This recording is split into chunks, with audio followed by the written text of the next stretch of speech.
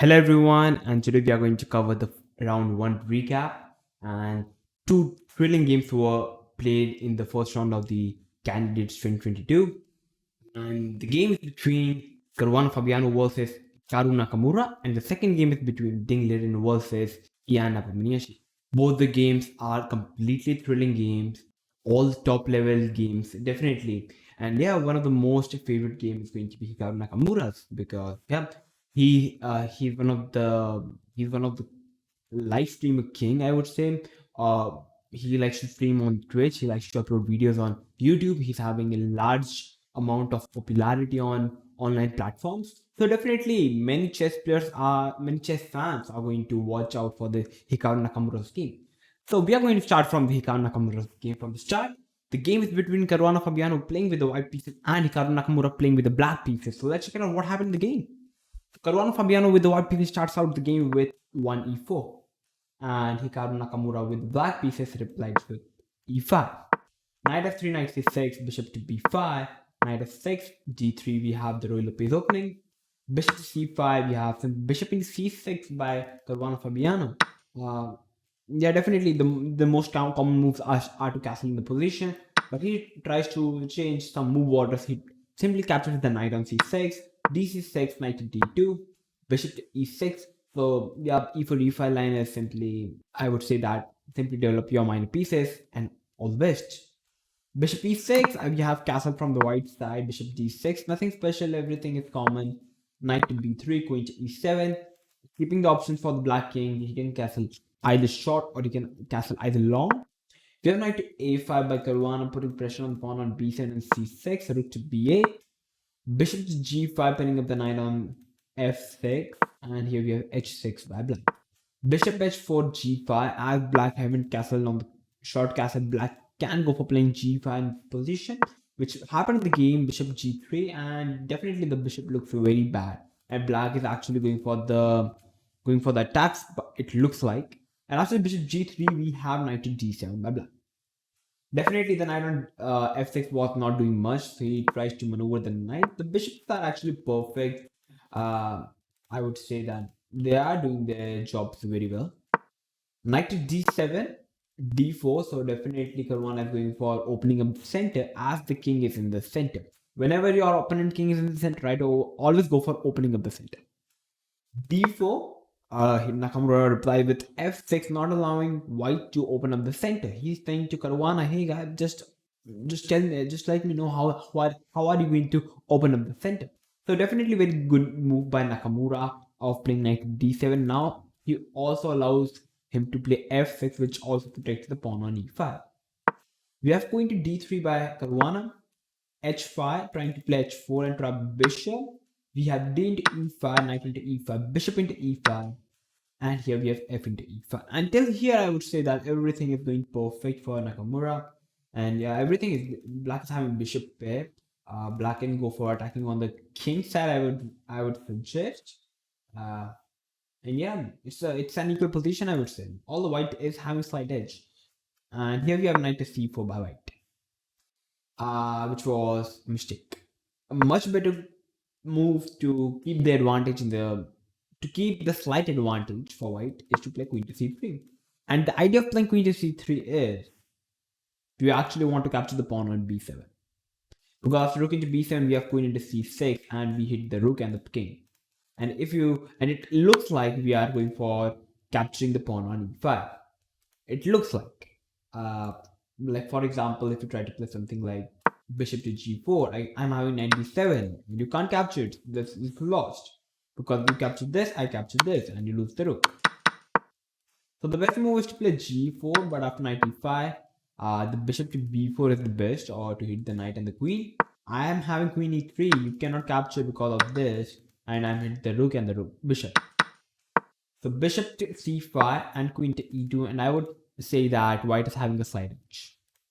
Because white is a pawn up at least, yeah. But we have knight to c4 in the game, and I here after rook to d8, trying to get the rook on the open file. Knight d6, c d6, and now I would say black is perfect. Yeah, black is having no isolated pawns. Everything is perfectly placed. Black is having good bishop. We have open bishop, which is good, very good for black. Although the king is in the center, but it doesn't mean it is weak. We have queen to e3 by white, and here we have g4 by black. Hitting the knight, knight to d2, and a6. As you see, Nakamura creates no weaknesses. That is the reason he's so hard to defeat. And yeah, definitely he plays. He have already played like more than I would say 1 lakh game during the coronavirus COVID-19.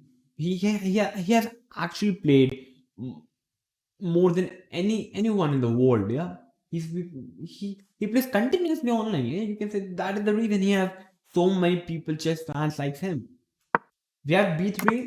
We have short castle by black, which turned out to be a mistake. At the place of short castle in this position, everything is perfect for Nakamura. He should have continued the game by playing h4, trying to go for attacking on the king's side. And in the world, because you see the center is closed, there is no way white can trying to open up the center, as there is no pawn on the d5, and you even can't push the pawn because I can simply end pass it, or I can simply capture it. Yeah, something like this. And in the worst scenario, I can play king g7, rook to g8. I can try to launch an attack. But we have short castle, which also looks pretty safe for black, but it turned out to be a mistake. Here we have f3 by Caruana, good move, trying to open up the king. As the king is very weak, there are no pawns near the king to prevent the king.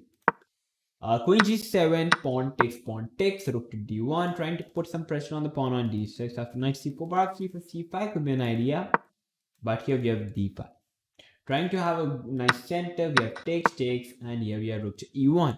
After rook e1, white is simply putting pressure on the pawn on e5, and there is actually no way black can protect this e5 pawn. The only way is to push the pawn to e4, or else the pawn is going to go. So we have e4 in the game, and we simply have the rook trade first, and then we have c4 by Caruana. Definitely very natural move. The black pawn is protecting the e4 pawn, so we are playing c4. Just removing this attention of the d pawn from the e pawn, and we have rook to e8 by black. Pawn takes, bishop takes, knight to f1. A very well played move by Caruana Fabiano. His idea here is, you see, knight is actually knight is considered as the best piece to block any pawn, any advanced pawn. So the idea of Caruana is, he wants to put the knight to e3 so that pawn would not be able to advance. The knight is going to work as a blocker. Queen to e5, queen to h6, and here the position is slightly better for white. And here black should have continued the game by playing rook to e7, taking control of the 7th file, protecting the g7, b7 pawn. And the position is actually fine, because after something like knight e3 hitting the bishop, I can play bishop e6. And black is actually holding up this position, although white is having slight edge. But what happened in the game is, here we have queen g7, which turned out to be a mistake, because here comes queen to d6, a very well played move by Caruana, hitting the bishop to c6, and here we have knight to e3. The point is, the queen on d6 is actually having a high level of mobility. You can say it is looking at all the crucial squares. The black is in the complete passive mode, on the defense mode, and which is actually pretty bad for, I would say, black. g3, and here we have edge g3 by Caruana, which was not a good idea. He should have played simply rook f1, and after takes king h1, rook f8, trying to trade the rooks. We have knight to f5, hitting the queen, and this would have been simply good position for white, because knight to e7 is coming up, knight to h6 is coming in, the queen is attacked, and I would say that white is actually white is actually completely winning in this position. But Caruana decided to capture the pawn, and here Nakamura should have played queen c3, hitting the rook and the knight, and this would have given him some chances to counter attack, but he played queen to e5. Not a good move. Queen check, queen come. And Caruana repeated once, and then he played queen h6. Queen grabs the pawn, rook f1, and you see it's actually already over for black, because blacking is extremely open. The knight is coming on f5, the rook is coming in, It's already over. I would say that there is no play. Queen g7 was played because Nakamura wants to trade the queen, so that the pressure would be decreased. But Caruana is not going to give him so easily. Queen h4, queen h7. Nakamura is like, I want to trade the queens. He's like, no. Queen g7, queen h4, he repeated once. But yeah, here Nakamura didn't repeat it. He played bishop d7, rook d1, bishop e6, maneuvering the bishop like this, but knight d5, very well moved. And here white is trying to play knight to f6, check, and grab the rook. Rook f8 the only move, because if you try to capture the knight, I'm having rook d5, and I'm already prepared to play rook to g5, attacking the queen and the king. So if you try to even play something like this, trying to idea is to, if you try to bring the rook, I can bring the rook, but here I'm going to give a check, king comes, check, and it's actually over. Even if you try to give me some check like this, I'm having queen h2, trying to play queen h8, asking for the queen trade, rook comes, and on the next move I'm having the rook and the queen, and it's over. So yes, that was the reason rook f8, queen into pawn. It looks knight giving check to the black king looks actually a very tempting move for black, for white, because king is coming out on like king f7, and we have queen f4 check. Perhaps king takes. We have queen d6 check. King goes rook f1 check, and the queen moves. We take, and that's how the game continues. But actually, the most efficient way was to capture the pawn, which happened in the game. And after queen h6, rook e1, rook comes, check, king comes, knight comes, hitting the queen. Here, white is actually completely winning because black king is too weak. White is the pawn up. Knight versus bishop. It's already over. Queen comes, rook comes, and after a couple of moves, we have the result. On the move number 54, after playing queen into f6, black Hikaru Nakamura with the black piece decides to resign the game against Caruana Fabiano. Definitely he played very well. Nakamura definitely played very well, but in the end, he wasn't able to calculate. He simply went a wrong way. I would say that the main move that went Hikaru Nakamura the wrong way was to castle on the move number 21. If you would have went castle, then his king would have been simply better on the center. But after castling, very well played by Caruana, the f3 move, and after that, Caruana was already having some edge in the game, which he simply converted it into win. So definitely a fantastic game played in the first round of the candidates tournament. So definitely it boosted the confidence of the Caruana Fabiano, but Hikaru Nakamura is not going to get demotivated as he's having such a large amount of audience of his fan. So he's going to make a strong comeback. So let's hope for the best. And now let's check it out what happened in the game of between Liren versus Nepomniachtchi. Now it's time for looking at a completely new thrilling game. The game is between Liren versus Nepomniachtchi. Nepomniachtchi was selected in the previous candidates and he won it, and he fought against Magnus Carlsen, in which he was completely got crushed. But okay, he's going to come back very strong and strong.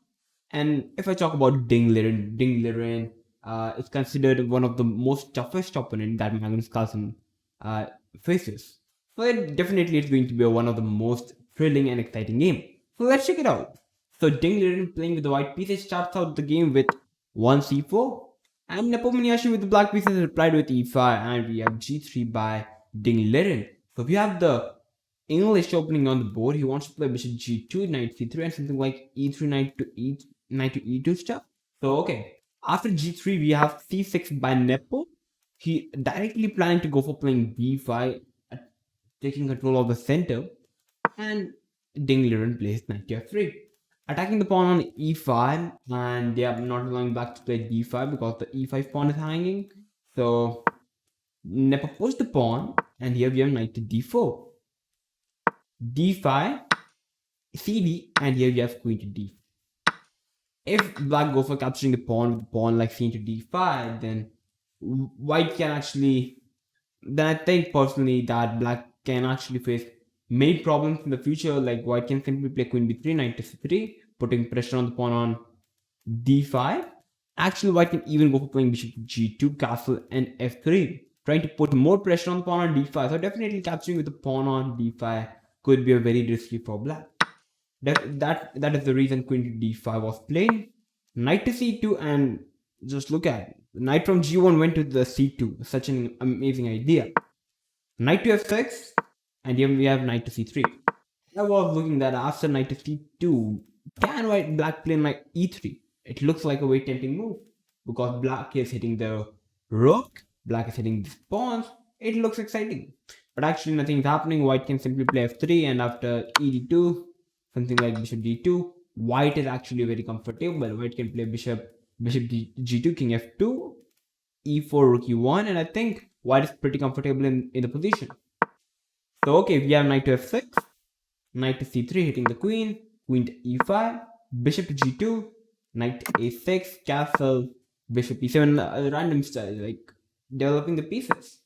Knight to e3, yeah, developing. The knights are actually are at their best places actually. Knight is looking over here. We have short castle, a3. So I was thinking that white could develop the bishop like b3 and bishop to b2, but then the black knight on a6 would be having some squares like b4 on c5 to win in. So white played a3 because white wants to play b4, taking control of this c5 and the b4 square from the knight. So we have rook to e8 by black.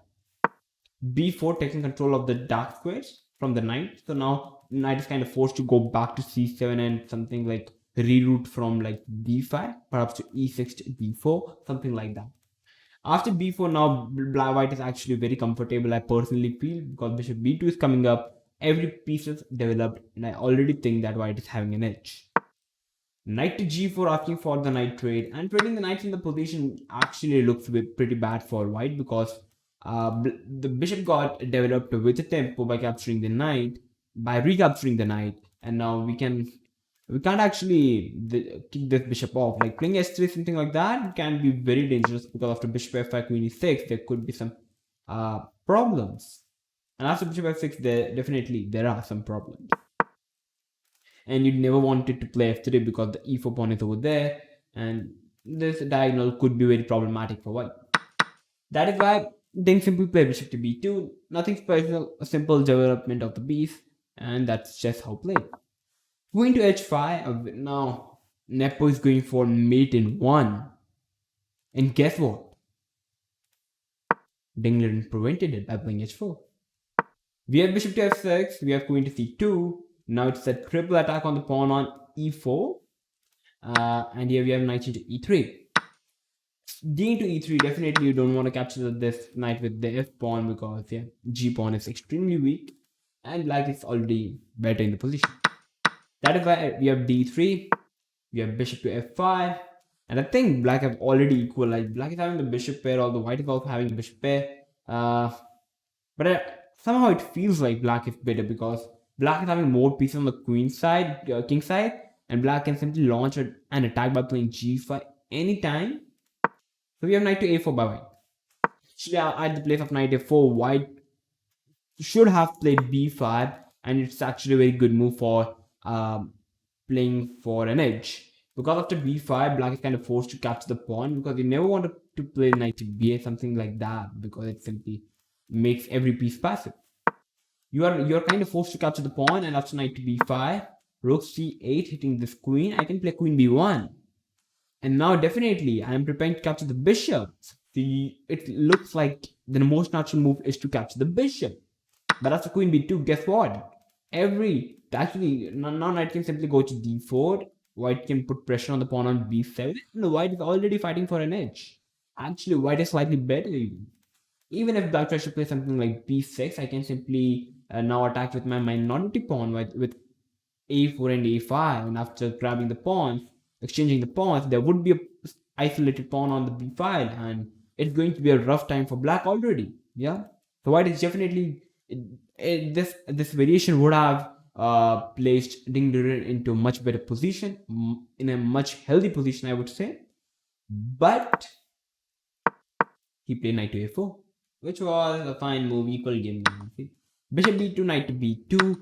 I think queen b2 would have been slide much better, much more activate much more active play, because now because now the white queen is having full control of the dark squares, and you see the knight on a6 have to move someday, like to c7 to e6 to d5, and whenever the knight moves from the a6 square, black white is the knight c5, putting more pressure on the pawn on b7, and whenever after b6 we can play knight to b3, rook c1, putting more pressure on the pawn on c6, and that's how white can generate more pressure. So after queen into b2, but okay, knight into b2 was played. Okay, definitely the idea could be to play knight to c4, and definitely the d6 square also looks one of the most ideal square for the knight after rook to d1. So we have knight to c7, knight to c4, rook to e6. So definitely Nepo is going for some crazy attacks, like perhaps rook h6 and g5. Already, like, every attacking player likes this position. Actually, I would say that every chess player likes this position, because every chess player likes to attack. We have rook to d1, knight to d5, the most ideal square for the knight. Yeah, everything is protected. Rook to d4, and this turns out to be the first mistake of the tournament, or I would say the first mistake of the game in the first round. At the place of rook to d4, much better move would have been to play b5 already, because first of all, if you try to capture, I'm having rook to d5 and bishop. Now bishop h3 is coming up, and I think white is already better. So you're kind of forced to play something like rook to e8, and after takes, you can't capture with the rook because the knight is hanging. So after pawn takes, I think white is already having an edge, perhaps a slight edge, because queen can put some pressure on the pawn on c6 in the coming future. Although now black is preparing for a deadly attack, but although it's an equal position, but from the long term period of time, I can say that c6 is weak. So, but rook to d4 was played. Definitely white wants to double up on the d5. We have h6 by Nepo. I would consider this move as the blunder. Much better move would have been to play something like directly going for playing g5, going for this pawn, and after something like gh, I'm canceling capture queen g5, and I'm having h5 h4, and I don't see anything from the white side. I can play rook h6 after h5 h4. After h5 h4, I can simply trade, and I think black is already winning, and I would say at least better. h6, fine move still, queen to d2. Queen d2 was a blunder. Rook to g1 would have been the best reply, because after g5 trying to attack on the king side, there could be a phenomenal move in this position, or I would say very natural. Giving an exchange sacrifice, cd rook g5, and after something like gh4, which is very natural. Here we have knight to d6, putting double attack on the bishop. So black is kind of forced to give up an exchange. If he tries to defend it, we have queen c5, and now it's a triplet. So that is why exchange sacrifice again. So after something like this, rook c8, queen b2, and it's a fine position. All the white pawns looks completely bad, but it's a fine position. You see, why after king f2, actually king is protecting everything. Yeah, now the first time in the life he's doing something he can call himself as the king. So yeah, this is the whole variation. But queen to d2, and it's a blunder, and you need to play something natural. Rook e8, king h2, and everyone are thinking, what? He's putting the king on the file of the queen? What is happening? But actually the idea was after g5, white, now the position is actually equal because of rook h1. Such an excellent idea from the Liren side. Rook h1, and if it takes, I can play king g1, and guess what? White is actually able to equalize the position. Everything is now equal now, and white's comfortable. But okay, Nepo is Nepo. He saw this, and he first played bishop to g4, hitting the pawn on e2, and we have knight to a5, going for the pawn on b7, and being a pawn grabber. Rook f6, putting more pressure on the pawn on f2 now. Now he wants to capture the f2 pawn, and it's over then. Rook f2, and I think bishop f3 is a great move. So king g1, you never want to play something like queen e1, defend this pawn, because I'm having g5 now, and now there is no something like rook h1 to defend this pawn, because now the queen is in the way. That is why king g1 was the only move to defend the f2 pawn and defend the game. But still g5, knight to b7, Liren being a pawn grabber, we have gh4, knight to c5, h3, rook into e4. Nothing is happening actually. It's completely lost. If you try to play bishop f1, I'm having h to check. King h1 only move. I'm having rook f2. It's over. That is the reason he decided to give up the bishop. Rook, and he captured the rook. King g7. We have f4. Because if he tries to be a pawn grabber, I'm having this rook into f2 check. Phenomenal move. King f2 check, and it's mate. If you try to play king f1, so it's a mate after bishop s3, and it's mate. Yeah. So that was the reason f4 was played to prevent this rook into f2, but still it's a check. King move takes, king takes pawn, and now we have bishop h3. After bishop h3, check on the move number 32. Liren with the white pieces decides to resign the game, and Nepo with the black pieces won the game. Won the game with the black pieces. Such a fantastic, I would say, score made by Nepomniachtchi. After bishop f3 check, if you try to capture the bishop, it's like queen h1 check, king move h5, and it's mate. A nice mate to the king, and it's over. Yeah, the first round of candidates. Yeah, between Liren versus Nepo. Nepo won against with the black pieces, which is excellent result for him, and I think definitely it would boost his confidence, and he would try to come back to fight against Magnus Carlsen. Definitely winning in just, I would say, 32 moves is something excellent results. Yeah. So we are going to look at something interesting games like this. So yeah, these were the two crucial games of the first round of the Candidates Tournament. Caruana Fabiano versus Hikaru Nakamura and Liren versus Nepomniachtchi. If you like the analysis of the video, if you don't like this video, then make sure to like the video, share this video with everyone who likes to play chess, and make sure to share this video with Hikaru Nakamura subscriber. And if you are one of them, then make sure to be subscribed to the channel of mine as well, because I'm going to come up with these interesting videos like this. I'm going to make a recap of every chess video of every round. So till then, stay tuned and keep watching OneShot Chess.